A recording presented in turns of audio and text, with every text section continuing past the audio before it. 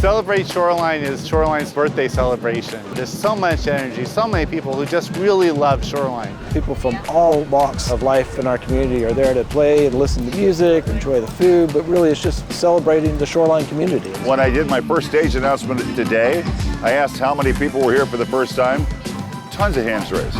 It's always great to see people who have lived in Shoreline their whole lives and other people who are brand new, having a fantastic time, making connections. Shoreline worked so hard on this for months after months after months. Well, I hope people don't take that for granted. It has to come from teamwork, the planning, the preparations. I'm from a big family, so I knew a long time ago it wasn't about me, it's about us. It takes staff from all departments. Everyone is on board, everyone is helping. Shoreline is great because of its people and people coming together, people who care deeply and love our community. It's just great to meet people, connect them with services, connect them with people, really just celebrate Shoreline, celebrate the community.